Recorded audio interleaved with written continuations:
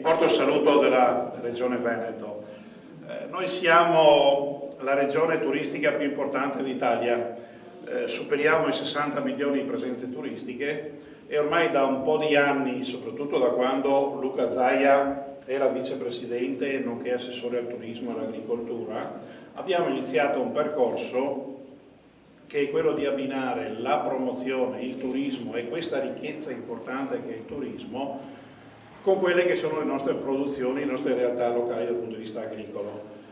Ora che è Presidente ancora di più dobbiamo perseguire questo obiettivo, perché ovviamente abbiamo questa risorsa che è il turismo che ci può essere utile, ma poi c'è l'altro aspetto importante, si parla molto di green economy, si parla molto di ambiente e uno degli obiettivi che noi abbiamo è la cosiddetta produzione a chilometri zero.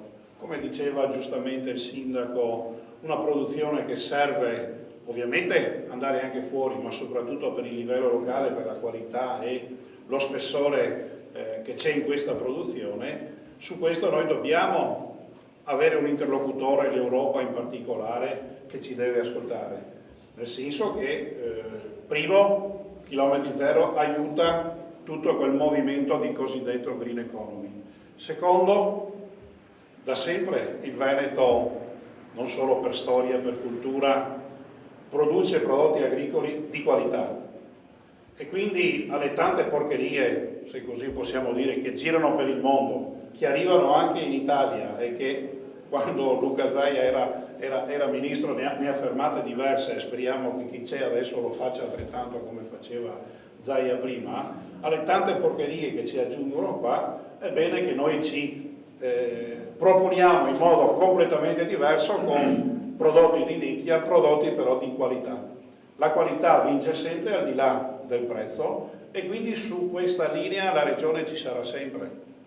Per cui ben venga il ripercorrere un qualcosa che c'era già negli anni 1000, quindi che appartiene in modo profondo alla nostra storia, alla nostra cultura. Ben venga una produzione di nicchia per il territorio, ma che sia di alta qualità. Per cui senz'altro il Presidente, il sottoscritto, ma tutte le istituzioni, credo, fino anche a livello europeo, faremo tutte le nostre azioni perché ci sia spazio per la qualità e quindi spazio anche per il nostro territorio. Grazie.